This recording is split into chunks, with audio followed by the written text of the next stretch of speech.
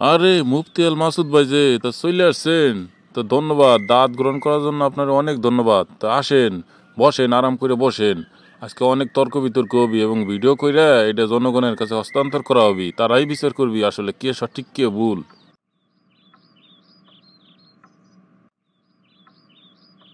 আমার প্রথম প্রশ্ন, আপনি একজন মুসলমান থাকার পরেও কেমনে নাস্তিক হইলেন?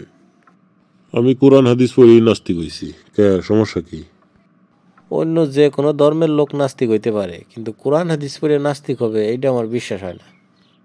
কোরআন হাদিস থেকে আমি যে যুক্তি দেবো এগুলো শুনলি আপনি কেন যে কোনো লোক নাস্তিক হইতে বাধ্য হবে।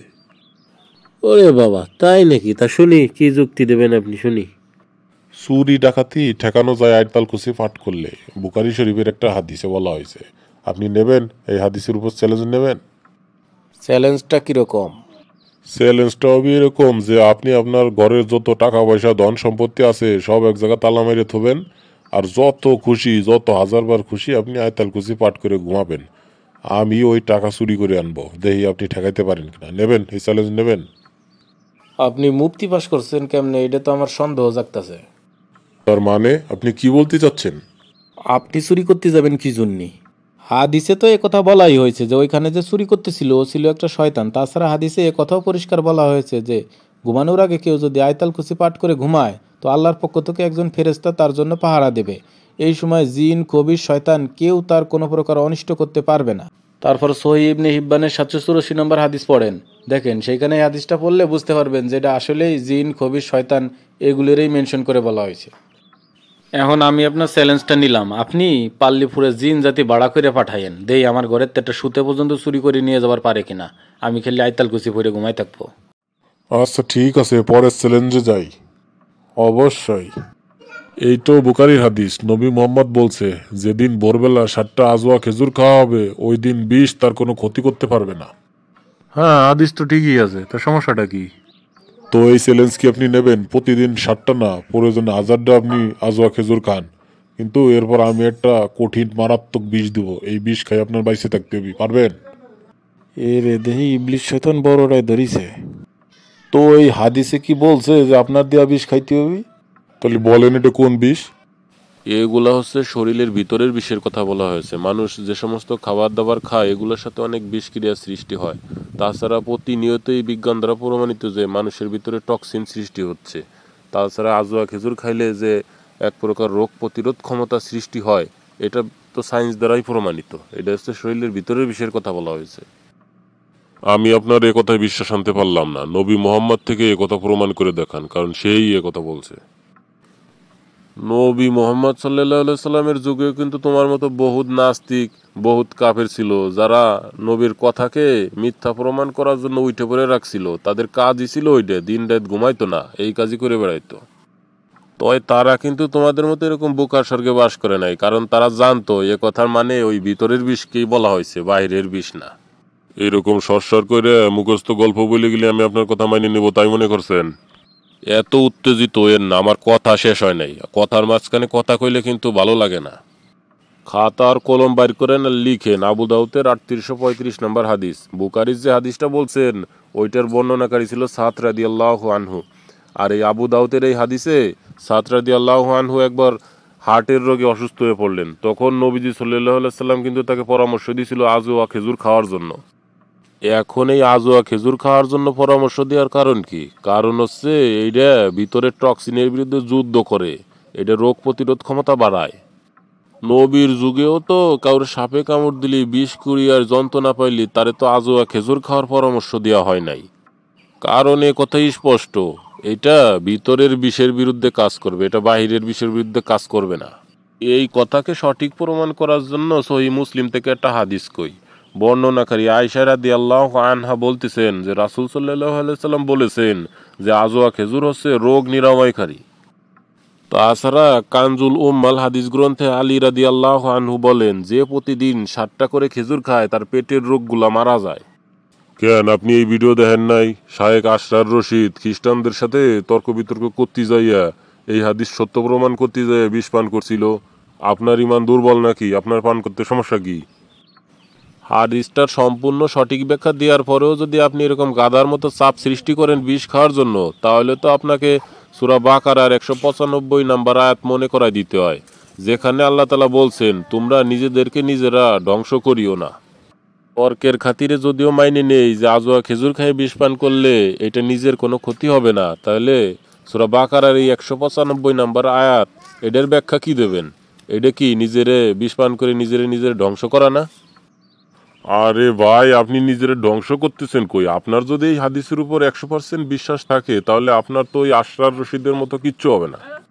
শোনেন, হইতে পারে যে আশরার রশিদ ভাইয়ের সাথে একটা অলৌকিক ঘটনা ঘটে গেছে, তাই বলে কি সবার সাথে এরকম হবি? আল্লাহ কি সবাইরে বাঁচানোর জন্য এরকম বসে রয়েছে? আপনার একটা যুক্তি দেই, যুক্তি দিলে আপনি বুঝবেন যে এটা আসলে নিজের ক্ষতি কেমনে।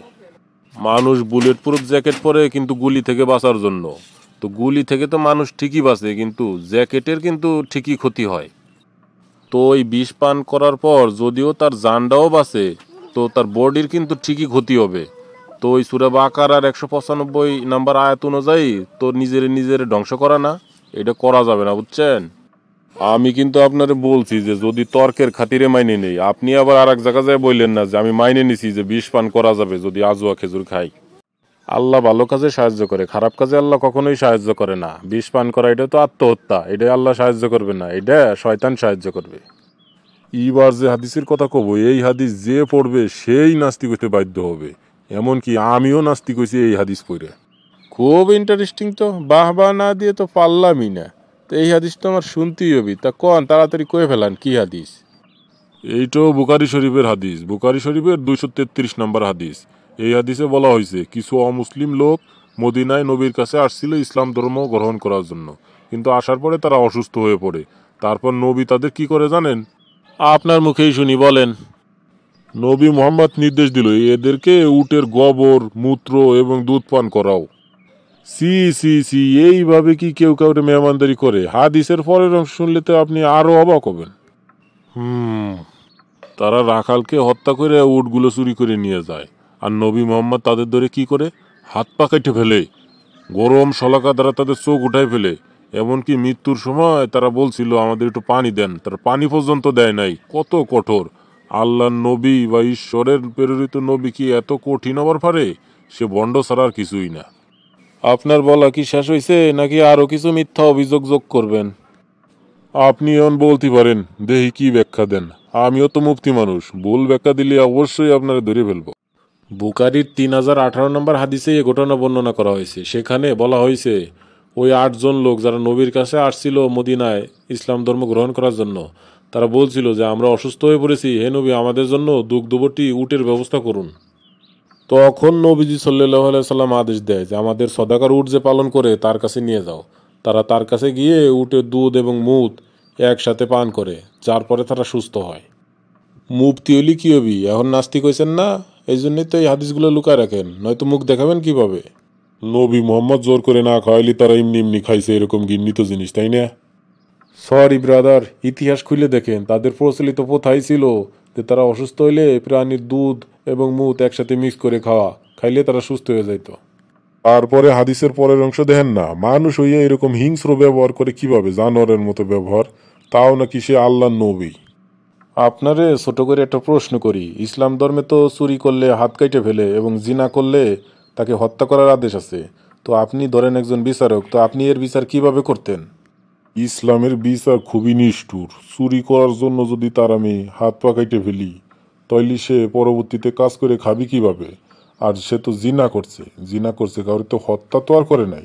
এইভাবে তো তারে আর আমি হত্যা করার আদেশ দিবার পারি না, সর্বোচ্চ জেল জরিমানা করা যাবার পারে। সমস্যাটা তো আপনার এই জায়গায়, ইসলাম যেমন সহজ নরম, তেমন বিচার ব্যবস্থা অনেক কঠিন। আপনার বিচারে তো চোর জেল জরিমানা কইরা যখন আসবি তখন তো আবার সে ডাবল চুরি করবি, যে আগে যে জরিমানা করছিলাম সেইটা সুদে আসলে সব উঠেন লাগবি। কিন্তু ইসলাম এত কঠিন শাস্তির ব্যবস্থা করছে এই জন্য যে চুরি করার আগে যাতে তার আত্মা কাঁপে ওঠে। আর দর্শনের বিচারও তাই, আপনি যদি ওই খালি কারাদণ্ডের ভিতর সীমাবদ্ধ রাখেন, ও কারাদণ্ড শেষ করে আইসে ও আরো কয়েকজনের দর্শন করা ছাড়া ওর কাছে কেউ নিরাপত্তা পাবে না। তাইলে আপনার কাছে কি নবীর এই বিচারটা সঠিক মনে হইতেছে? খালি সঠিক না, শাস্তি আরও হওয়া দরকার ছিল। যা দুনিয়াতে করা সম্ভব হয় নাই, পরকালে ইনশাল্লাহ আল্লাহ এটা করে দেখাবি। আপনি দেখি নবীর প্রেমে অন্ধ হয়ে গেছেন, কোনো যুক্তি আছে আপনার কাছে? অবশ্যই আছে। ইসলাম ধর্মে বিধান হচ্ছে হত্যার বদলে হত্যা করা, কিন্তু তারা তো খালি হত্যা করে নাই, তারা হত্যা করছে, চুরি করছে, নবীর সাথে যুদ্ধ ঘোষণা করছে, ইসলাম ধর্ম গ্রহণ করার পর কুফরিতে লিপ্ত হয়েছে, আবার সমাজে বিশৃঙ্খলা সৃষ্টি করছে। এবার চলেন দেখি তারা যে এতগুলো পাপ কাজ করছে, নবীজি সাল্লাল্লাহু আলাইহি সাল্লাম তার বিচার কিভাবে করছে। তারা চুরি করছে, নবীজি সাল্লাল্লাহু আলাইহি সাল্লাম তাদের হাত পা কেটে দিছে। তারা ইসলাম ধর্ম গ্রহণ করার পর কুফরিতে লিপ্ত হয়েছে, নবীজি সাল্লাল্লাহু আলাইহি সাল্লাম তাদের চোখ উঠায় দিছে। তারা নবীজি সাল্লাল্লাহু আলাইহি সাল্লামের সাথে যুদ্ধ ঘোষণা করছে। এখন যুদ্ধের মাঠে কি কেউ পানি পানি করে চিল্লাইলে তার পানি দেওয়ার লোক থাকবে? এই জন্য যুদ্ধের মাঠে মুমূর্ষ অবস্থায় যে একটা কষ্ট, যে একটা শাস্তি, তার 100% না পাইলেও 50% তো পাইছেই। এভাবে তাদের মৃত্যুর মাধ্যমে হত্যা করার শাস্তি হত্যা করা হয়েছে। কিন্তু শুরুতে যদি হত্যা করার পাপ তাদের এক কোপ দিয়ে কল্লা ফেলাই দিত, তাইলে কি তাদের বাকি পাপের বিচার হইতো? আমার দৃষ্টিতে খুবই সূক্ষ্ম সুন্দর বিচার হয়েছে। এখন কোরআন থেকে যে আয়াতের যুক্তি দিব, এই আয়াতের ব্যাখ্যা করতে যাই বহুত লোক ফেল মারিছে। যদি আপনি এর সঠিক ব্যাখ্যা দিতে পারেন তাইলে মনে করবো যে না, ইসলাম ধর্ম কিছুটা হইলেও সঠিক আছে। শোনেন, প্রথমেই বলে রাখি, আমার স্বল্প জ্ঞানের কারণে যদি আমি কোরআনের আয়াতের সঠিক ব্যাখ্যা না দিবার পারি, সেটা তো তার মানে এই না যে কোরআন ভুল। কোরআন ঠিকই আছে, কোরআন সঠিক, আমার ভুল হওয়ার পারে, মানুষ মাত্রই ভুল। বাহ বাবা, আপনার বিশ্বাস তো দেই একবারে আকাশ চুম্বি। আয়াত শোনার আগে এই যে একটা বিশ্লেষণ করলেন, শুনে অবাক হইলাম। এতে অবাক হওয়ার কি আছে? আমার বিশ্বাস আছে বলেই আমি এখন ইমানদার, আর আপনার বিশ্বাস নাই এই জন্যই তো আপনি নাস্তিক। এখন বলেন, কি এমন আয়াতের কথা বলবেন যার সঠিক ব্যাখ্যা এখন পর্যন্ত পান নাই? সূরা আনকাবুত 45 নম্বর আয়াত, নিশ্চয়ই সালাত অন্যায় এবং অশ্লীল কাজ থেকে বিরত রাখে। এর উপর আমি হাজারটা বাস্তব প্রমাণ দিতে পারবো যে মানুষ সুদ খাচ্ছে, ঘুষ খাচ্ছে, অন্যায় অবিচার করতেছে, দর্শন করতেছে, মানুষকে খুন করতেছে, হানাহানি কাটাকাটি করতেছে, অথচ সে সালাত পড়তেছে। তাহলে তো কোরআনের আয়াত মিথ্যা। এর সঠিক ব্যাখ্যা আছে আপনার কাছে? আরে এর ব্যাখ্যা তো খুবই সহজ। আমি ভাবছিলাম কি না কি। সহজ? বলেন কি? তো ব্যাখ্যা করেন তো দেখি। বুখারী মুসলিমের হাদিস, এক লোক নামাজ শেষ করলো, নবীজি সাল্লাল্লাহু আলাইহি সাল্লাম বলল, তোমার নামাজ হয়নি, তুমি আবার পড়ো। সেই লোক আবার শেষ করলো, নবীজি বলল, তোমার নামাজ এবারও হয়নি, তুমি আবার পড়ো। সেই লোক আবার নামাজ শেষ করলে, তখন নবীজি বলল, তোমার নামাজ এবারও হয়নি, তুমি আবার সালাত পড়ো। তখন ওই লোকটা বলল, ইয়া রাসূলুল্লাহ, এর চেয়ে ভালো নামাজ আমি পারি না, আপনি আমার শিখাইয়া দেন।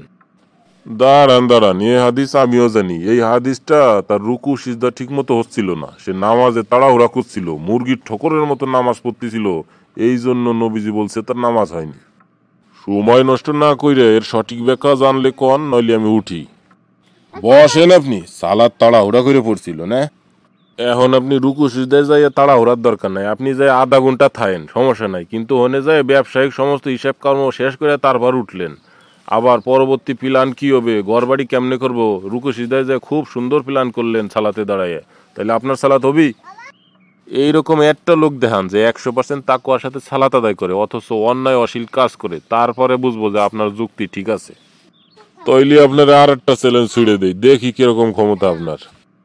দাঁড়ান দাঁড়ান, বহুত চ্যালেঞ্জ দিছেন, এখন আমি আপনার দুটো চ্যালেঞ্জ দিব। তার আগে 2-3টা শর্ট কোশ্চেন করি। আমি আপনার চ্যালেঞ্জ দিছি, আপনি আমারও চ্যালেঞ্জ দিবেন, তো এতে শর্ট কোশ্চেন আমার কিসের? না মানে আমার খুব জানতে ইচ্ছে করে, ঈশ্বর বলতে বা আল্লাহ বলতে কেউ একজন আছে, এটা আপনি কেন বিশ্বাস করেন না? যে জিনিস দেখা যায় না, অস্তিত্ব নাই, সেই জিনিস আমি বিশ্বাস করবো কি জন্য? আপনারে পাগলা কুত্তে কামড়াইতে পারে, আমারে না। আপনি মোবাইল ব্যবহার করেন? হ করি। বিদ্যুতের শক কোনো সময় খাইছেন? হ, আমি আমার ফ্যান ঠিক করবার যে একবার খাইছিলাম। নেটওয়ার্ক দেখা যায় না, মোবাইলে কথা বললেন কিভাবে? বিদ্যুৎ দেখা যায় না, শক খাইলেন কিভাবে? অমনি আল্লাহ আছে, ঠিকই আপনি তার নিয়ামত ভোগ করতেছেন, কিন্তু দেখতে পাচ্ছেন না। এইরকম চিন্তা ভাবনায় আপনি বিশ্বাস করতে পারেন, আমি এরকম ফালতু চিন্তা ভাবনা কখনো করিই না। শোনেন, এরকম শত কোটি মুসলমানও যদি নাস্তিক হয়ে যায়, তাতে আমাদেরও কোনো সমস্যা নাই, আল্লাহরও কোনো কিছু যায় আসে না। কিন্তু পরকালে যায় দেখলেন আল্লাহ বলতে কেউ একজন আছে, তখন আপনার কি হবে? আল্লাহ যদি না থাকে সেক্ষেত্রে তো আমরাও বাইসে গেলাম, আপনিও বাইসে গেলেন, কিন্তু যদি থাকে তখন আপনার কি হবে? আপনার চিন্তা আপনি করেন, আমারটা আমি দেখবানে। আপনারা যদি জান্নাতে যান, আমরাও জান্নাতে যাব, এটা কোরআনেই আছে যে আল্লাহ শিরকারীকে ক্ষমা করেন না, বাকি যাকে ইচ্ছা তাকে ক্ষমা করে দেন। আমি কি শির করতেছি নাকি? আমরাও জান্নাতে যাব। যা দেখা যায় না, যার কোনো অস্তিত্ব নাই, কোনো বৈজ্ঞানিক ব্যাখ্যা নাই, তা আমি বিশ্বাস করতে পারবো না। আচ্ছা ঠিক আছে, খুবই নিকটে দজ্জালের একটা ফিতনা আসবে যা কোরআন এবং সহিহ হাদিস দ্বারা দুইটা দ্বারাই প্রমাণিত। এই দজ্জাল নিজের খোদা দাবি করবে এবং সে যে সমস্ত কেরামতি দেখাবে অনেক মুসলিম নর নারী তাকে বিশ্বাস করে নেবে। এখন আমার প্রশ্ন হচ্ছে, তখন যদি আপনি দুনিয়াতে থাকেন তখন কি এই কোরআনের ভবিষ্যৎবাণীর উপর ঈমান আইনে ইসলাম গ্রহণ করবেন, নাকি ওই দজ্জালের উপরেই বিশ্বাস নিয়ে আসবেন যে সে আমার ঈশ্বর? দরজা লোক আর যেই হোক, সে যদি ওই শরীর ক্ষমতা দেখাইতে পারে, আমার তো বিচার বুদ্ধি বিবেক আছেই, তারে দেখে শুনে ঈশ্বর মানতে সমস্যা কি? এবার আমি কনফার্ম করার পারি আপনি অবশ্যই জান্নাতে যাবেন, তবে আল্লাহর দেয়া জান্নাত না, আপনি দরজালের দেয়া জান্নাতে যাবেন। যে দরজাল জাহান্নামে ফেলাইলি জান্নাত হবে আর জান্নাতে ফেলাইলি জাহান্নাম হবে। এবার বুঝতে পারছেন আপনার অবস্থান কোথায়? করারও কিন্তু একটা সীমা থাকা উচিত। শোনেন, চেতিয়েন না, আপনি তো বৈজ্ঞানিক ব্যাখ্যা চান। আল্লাহর এই কোরআন দ্বারাই কিন্তু বৈজ্ঞানিকভাবে প্রমাণ করা সম্ভব যে আল্লাহ বলতে একজন কেউ আছে। কিডা কইছে আপনারে কোরআন ঈশ্বরের কিতাব? কোরআন হচ্ছে মানব রচিত ধর্ম, এইটা মুহাম্মাদের লেখা কিতাব। ঠিক আছে, তাইলে আপনি আমার এখন 1 নম্বর চ্যালেঞ্জ নেন। কোরআন যেহেতু মানব রচিত ধর্ম, তাইলে আপনিও তো একজন মানুষ, আপনি কোরআনের মতো একখান গ্রন্থ লিখে নিয়ে আসেন। যান, জানি পারবেন না, যান সহজ করে দেই, কোরআনের মতো 10টা সূরা রচনা করে নিয়ে আসেন। জানি তাও পারবেন না, যান আর একটু সহজ করে দেই, কোরআনের মতো একটা সূরা রচনা করে নিয়ে আসেন। আর কোরআনের সবচেয়ে ছোট সূরা হচ্ছে সূরা কাউসার, যার আয়াত মাত্র 3। আপনি 3টে আয়াত বিশিষ্ট একটা সূরা রচনা করে নিয়ে আসেন। এইটা খালি আমার দেওয়া চ্যালেঞ্জ না, এই চ্যালেঞ্জ কোরআন নিজেই করছে। কেউ যদি মোহাম্মদ সাল্লাল্লাহু সাল্লামের উপর এই অপবাদ দেয় যে এই কোরআন সে লেখছে, সে যেন তার মতো এরকম একটা গ্রন্থ লিখে নিয়ে আসে। তারপর বলছে যাক 10টা সূরা লিখলি হবি, তারপর বলছে না, একটা সূরা পারলি লিখে নিয়ে আসুক। সাহায্যকারী হিসেবে আল্লাহ ব্যতীত সমস্ত জিন জাতি মানব জাতি সবার সাহায্য নিবার পারেন, দেখি তাও পারেন কিনা। কে আপনি দেখেন নাই? আমাদের এক নাস্তিক ভাই তো সূরা করোনা নামে একটা সূরা রচনা করছে, কোরআন রে মিথ্যা প্রমাণ করে দিছে। ওইটা কি কোনো সুরে হয়েছে? ও তো করোনা নিয়ে একটা কবিতা লেখছে, কোরআনে উঁচু মানের ব্যাকরণ ব্যবহার করা হয়েছে। আর ওর কবিতায় কোরআনের কাছে 0.000.1% যোগ্যতা অর্জন করতে পারে নাই। আবার তার কবিতার 5 নম্বর লাইনে লেখছে করোনা হইলে নিশ্চিত মৃত্যু। কে, এরকম বহু উদাহরণ আছে যে করোনা হয়েছে কিন্তু এখন সুন্দর সুষ্ঠুভাবে ঘুরে বেড়াইতেছে। ওই কবিতায় যদি সুরেও ধরি, না আছে কোনো গ্রামার, না আছে কোনো সায়েন্স। আপনার 2 নম্বর চ্যালেঞ্জটা কি সেটা কোন? আমার 2 নম্বর চ্যালেঞ্জও আমি কোরআনেরতেই দেব, কারণ আল্লাহ বলছেন যে এর নাজিল আমি করছি, এর সংরক্ষণও আমি করব। এখন আপনাদের যদি ক্ষমতা থাকে, পারলে এই কোরআনকে পৃথিবী থেকে একবারে বিলুপ্ত করে দেখান তো। এই জন্য আমি বলি যে মুসলিম আবার নাস্তিক হয় কিভাবে? তারা কি এই সমস্ত আয়াত পড়ে না? তারা যদি নাস্তিক হবি, এই সমস্ত চ্যালেঞ্জ পুরা করে এরপর নাস্তি হোক, আমার কোনো সমস্যা নাই। দাঁড়ান, আর একটা কথা শুনে যান। আপনার ভাই ওই বিয়াদব নাস্তিক আসাদ নূর আমার নবীজি সাল্লাল্লাহু আলাইহি সাল্লাম রে মরুর ডাকাত বলে গালি দেয়। আরও এমন অপবাদ দেয় যা আমি মুখে আনতে পারতেছি না। ওরে বইলে দিয়েন এই সমস্ত কাজ বা ফিতনা ফ্যাসাদ সৃষ্টি করার আগে ও যেন এই চ্যালেঞ্জগুলো পুরা করে। আপনাদের যদি জন্মে ঠিক থেকে থাকে তাইলে এই চ্যালেঞ্জ পুরা করার আগ পর্যন্ত আপনারা কোনো প্রকার অপমান অপবাদ এই কোরআন আর নবী নিয়ে করবেন না, আশা করি। কোরআনের সূরা তাকবীরের থামেন, কোনো কথা নাই, আগে চ্যালেঞ্জ পুরা করে নিয়ে এরপর আপনার বাকি সব কথা শুনবো। আর ওই কি যেন নাম, মুফতি, ও মনে পড়ছে, ইমরান বিন বশির, মুফতি ইমরান বিন বশির, মানে পুরান পাগলে ভাত পায় না, নতুন পাগলের আমদানি। ও কি বলে সন্দেহ সংশয় নাকি ভুগতেছে। কে, কোরআনের কত আয়াত আছে যে আল্লাহ বলতেছে এই এই আয়াতগুলো নিয়ে চিন্তা করে না, তারা কি এই আয়াতগুলো নিয়ে চিন্তা করে না? কে, তুই কি কখনো এইগুলো নিয়ে চিন্তা করে দেখছিস? খালি সন্দেহ সংশয় শালার বদমাইশ করতে গেছে। ওরেও একদিন দাঁত করে এনে আমার চেম্বারে পোস্টমর্টম করতে হবে। বদমাইশটারে বলে দেন ও যেন এই 2টা চ্যালেঞ্জ পুরা করে তারপর যেন কথা কয়। যা কেমন বলেন, সূরা তাকবীরের কি কি হয়েছে শুনি। সূরা তাকবীরের 29 নম্বর আয়াতে বলা হয়েছে যে তোমরা কোনো ইচ্ছাই করতে পারো না যদি তোমাদের খোদা আল্লাহ ইচ্ছা না করেন। তার মানে কেউ যদি কোনো খারাপ কাজ করে তা আল্লাহই করায়। আয়াত তো ঠিকই আছে, তোর মতো গাদারে আল্লাহ মুফতি পাশ করাইছে, আবার তোর এই পথ ভ্রষ্ট করিছে। এর চেয়ে বড় উদাহরণ আর কি দিব? মনের ভিতর শয়তান পাইলে রাখলি তার পরিণতি এরকমই হয়। যা যা রাখ, বাইরে যেয়ে দেখে যা।